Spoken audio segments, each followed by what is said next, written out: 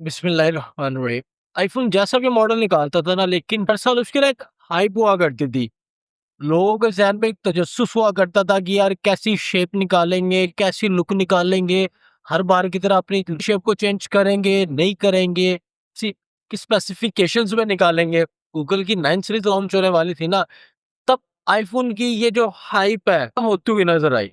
और गूगल की जो 9 सीरीज़ की हाइप थी ना, ये ज़्यादा थी कि यार पता नहीं कैसा होगा, लुक चेंज की है, खूबसूरत बनाया है और कैमरे में इतने फीचर्स दिए हैं। बहुत हाइप थी। जब 9 प्रो एक्सल मार्केट में लॉन्च हुआ था तो पाकिस्तान में गूगल की इतनी डिमांड नहीं थी। गूगल ने बेसिकली अगर अपनी डिमांड पकड़ी है तो वो 9 प्रो एक्सल के बाद ही पकड़ी है, क्योंकि 9 प्रो एक्सल ने आईफ़ोन 16 प्रो मैक्स को बराबर की टक्कर दी थी। पर 9 प्रो एक्सल की मार्केट प्राइस की, मार्केट वैल्यू की बात करें तो वो आईफ़ोन 16 प्रो मैक्स से बहुत ही कम कीमत में पेटीएम प्रो में अभी भी मिल जाता है। अब 17 प्रो मैक्स आया है तो 17 प्रो मैक्स की जगह पे गूगल ने अपना 10 प्रो एक्सल निकाल दिया था। 10 प्रो एक्सल 17 प्रो मैक्स से इंतहाई अच्छा फ़ोन है, कैमरे के लिहाज से भी, परफ़ॉर्मेंस के लिहाज से भी। वो एक अलग चीज़ है कि जी आईफ़ोन लोग स्टेटस सिंबल के लिए लेते हैं। हमारे पाकिस्तान में अगर 100% फ़ोन यूज़ हो रहा है ना, तो 90% उन यूज़र्स के पास होता है, जिन्हें आईफ़ोन का पता ही नहीं होता है कि आईफ़ोन होता क्या है। नॉन पीडीएम वो फ़ोन लेते हैं और लेते सिर्फ़ स्टेटस सिंबल के लिए है कि हमने फ्रंट पॉकेट पर रखा हुआ हो, लोग देखें और देखने के बाद ये बात करें, जी ये लड़के ने आईफ़ोन रखा हुआ है।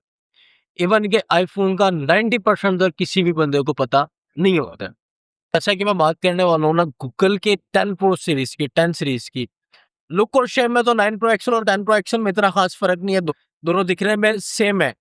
और अगर किसी को फ़र्क नज़र आएगा तो वो सिर्फ़ इसके कैमरे में फ़र्क नज़र आएगा। अदरवाइज़ 9 प्रो एक्सल और 10 प्रो एक्सल में कोई फ़र्क नहीं है। लुक को लेकर और शेप को लेकर, स्पेसिफ़िकेशन में ज़मीन आसमान का फ़र्क। बैटरी से लेकर, कैमरे से लेकर, प्रोसेसर से लेकर हर चीज़ को बेहतर किया गया है। गूगल की मुझे एक बात बहुत अच्छी लगती है कि ये अपने नए मॉडल को पिछले मॉडल से हर लिहाज से बेहतर बनाते हैं, लेकिन जो कुछ बेसिक स्पेसिफिकेशन होती है उसको चेंज नहीं करता है। जैसा कि उसके कैमरा, हर फ़ोन के कैमरे को दूसरे कैमरे से अच्छा बनाते हैं। डिवाइस चार्जिंग ऑप्शन अपना ख़त्म नहीं करते हैं, जो वायरलेस में होता है। एआई के फीचर्स को कम नहीं करते हैं, कैमरे को बहुत सा ब्लर देते हैं, सॉफ्टवेयर को बहुत सा ब्लर देते हैं। बात को और वीडियो को मैं लंबी नहीं करूँगा, मैं सीधा ही गूगल पिक्सेल अपने टॉपिक पे, अपने मुद्दे पे आऊँगा, जो कि आज का टॉपिक है और आज का मुद्दा है गूगल का 10 प्रो एक्सेल। 50 मेगापिक्सल के कैमरे के साथ हमें मिल जाता है। 50 मेगापिक्सल का कैमरा भी ऐसा है कि इंतहाई शानदार कैमरा है। वेडिंग शूट करो, ईद त्योहार पे शूट करो या लॉन्ग डिस्टेंस को शूट करो, लॉन्ग डिस्टेंस पे किसी ऑब्जेक्ट को शूट करो, कैमरा किसी भी सूरत में आपको मायूस नहीं करने वाला है। 5G नेटवर्क में ये फ़ोन है, सुपर अमोलेड पैनल के साथ है, प्रोसेसिंग स्पीड इसकी बहुत अच्छी है। 45 वॉट का आपको फास्ट चार्जर मिल जाता है। गूगल का अपना प्रोसेसर है, टेंसन G5 का इसके अंदर आपको प्रोसेसर मिल जाएगा। 50 मेगापिक्सल का जो आपको कैमरा मिलता है वो पेरिस्कोप टेलीफोटो लेंस के साथ मिलता है, यानी कि अगर आपने किसी दूर के ऑब्जेक्ट की तस्वीर बनानी है तो आपने सिर्फ एक कैमरे को जूम करना है। जैसे आपने कभी वेडिंग शूट पे देखा होगा या पर्सनल अगर यूज कर रहे हैं, तो जैसे कोई भी कैमरा होता है, जैसे हम DSLR को भी ले लो, उसके आगे भी आपको एक लेंस लगाना पड़ता है, जिसको आप मूव इन और मूव आउट कर कर डिस्टेंस को कम या ज्यादा करते हो। गूगल की प्रो सीरीज जितनी भी है उसमें आपको टेलीफोटो लेंस मिलता है। उसके बाद 48 मेगापिक्सल का आपको फ्रंट कैमरा मिलता है, जिसमें आपको अल्ट्रा वाइड एंगल कैमरा मिल जाता है। इसका मतलब यह है कि आपको फ्रंट कैमरे में भी जूम मिलेगा। दोनों कैमरे इसके इंतहाई शानदार हैं। आपको कभी भी तस्वीर बना के इसको खुद एडिट करने की ज़हमत नहीं होगी। आपने सिर्फ एक तस्वीर को बनाना है, एक तस्वीर को क्लिक करना है और एआई ने खुद ही आपके कहने से पहले ही एनहांस कर देना है, आपकी तस्वीर को, आपकी वीडियो को एडिट कर देना है।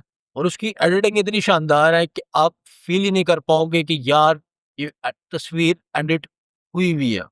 एआई के इतने ज़्यादा फीचर्स हैं इसके अंदर, आपने सिर्फ एक जस्ट पिक्चर को क्लिक करना है। इसका एआई फीचर्स इतना कमाल है कि कोई भी एयरलाइन इतनी स्पीड नहीं देती जितना इसके एआई के फीचर स्पीड देते हैं।